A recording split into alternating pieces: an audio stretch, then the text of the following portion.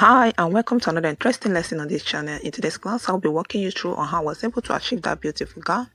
These are the materials we'll be working with at Kampala and Aso Oke. So I have my material laid down this way. I folded this one into two because we'll be cutting the front first and we'll be using it to cut out the back. I'm marking neck width of 3 inches here. After the 3 inches marked, I marked 5 inches. And I came down by 1 inch for the shoulder slope this way. So we are marking our shoulder divided by 2 plus half an inch for sewing allowance. Armhole depth you mark bust divided by 6 plus 1.5 or 2 inches depending on how free you want that area, or you can work with whatever you have at your shoulder for this. So this is it for our armhole depth, like so.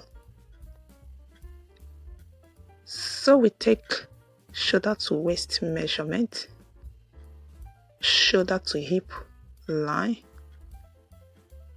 This is our shoulder to hip. We connect it this way, shoulder to hip line. This is our shoulder to waist line.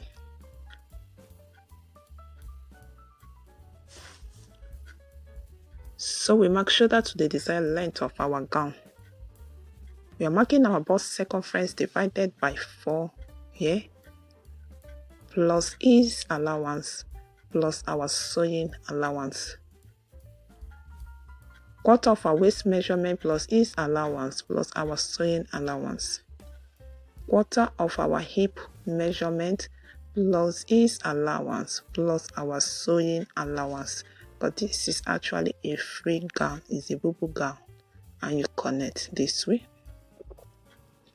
You measure whatever you have there, you divide it by 2 and get the midpoint here. You come in by half an inch and you connect your armhole this way. This is it for our armhole. Our back neck depth you mark. For our front I use 8 inches.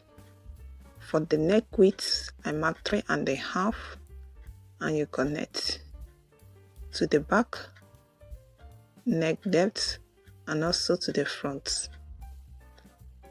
This is a V-neck we want to achieve here. So this is it. So let's mark to the length of our gown. Whatever we have at the hip, we are going to be putting the same value here plus extra 5 inches because we want to have an A-line shape there. So I came up by 2 inches and I connect. And we'll connect it straight this way.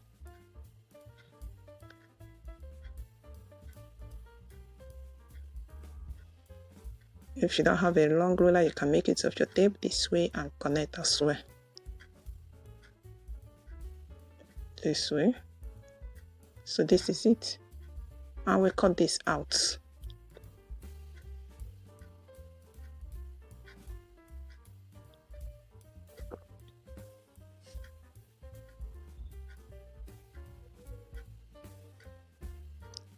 So we want to insert our pocket. We want to cut the pocket together with the material. So I'm marking my pocket opening and we are drawing the pocket shape like so. This is for our pocket.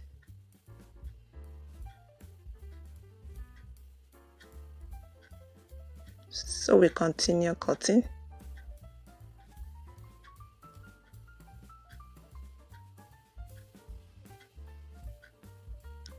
Carefully follow all the markings and cut out the material this way.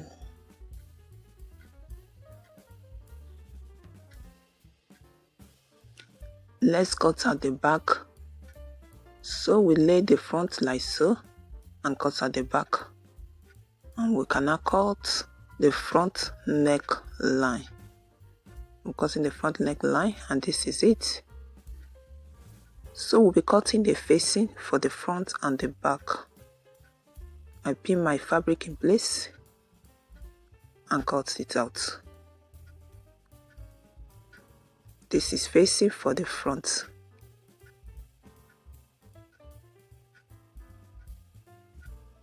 So this is the front facing, and we'll be attaching it from the back, and we flip it to the front. Yes, that is how we'll be attaching it from the back, and we'll bring it to the front.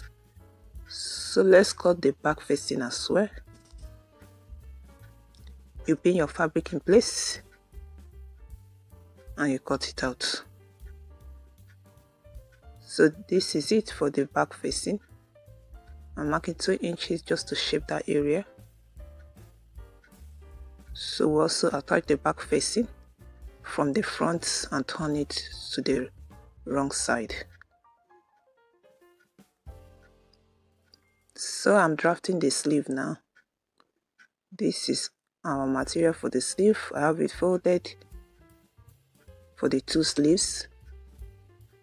I'm marking the bicep line. That is the back set measurement, how wide we want the sleeve area.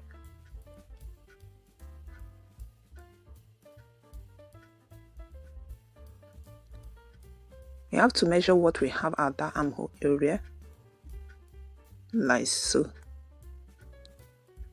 I have 1 inch for sewing allowance, so you mark it first and you measure the remaining armhole area, like this. And you'll be putting it this way.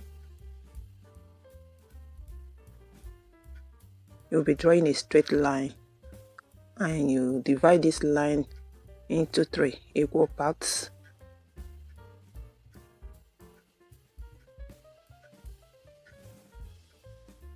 You can now shape out your sleeve head using your curve ruler this way. So you flip it. So this is it for the sleeve head. Measure your round sleeve, you mark plus your sewing allowance, and you connect the line. This is how simple it is to draft a sleeve. So you cut it out. So I want to measure to make sure that what I'm having there is equal with what we have at the armhole area, so that we will not be having excess or shortage. So this is it for our 2 sleeves. I have attached the facing for the front. I am placing a notch so that the facing will lie flat. You can see we flip it to the front. We started the sewing from the wrong side and turn it to the right side. I'm using my hemming gun to press it down. So this is it, because the Aso Oke will be covering that area. So this is the Aso Oke we'll be using. I am pressing it so that it will be smooth.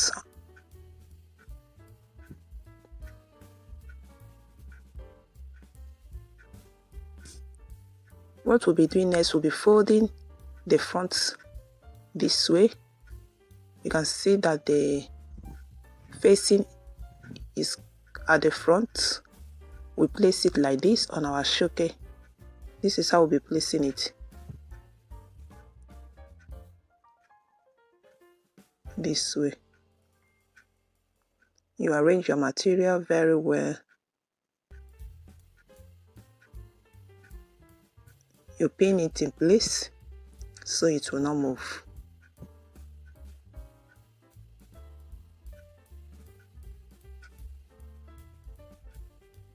You can equally give it a small press this way.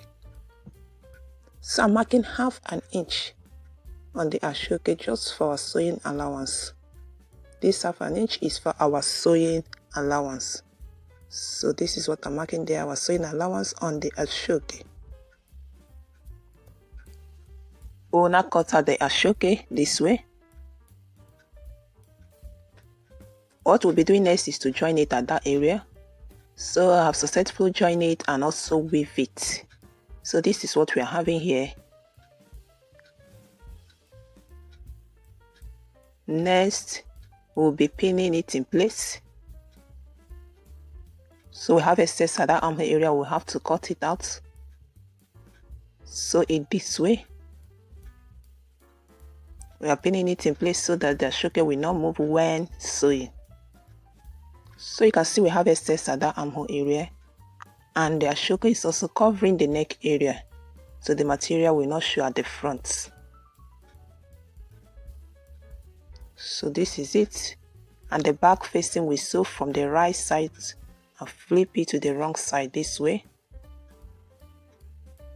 Fold that area and sew it down as well.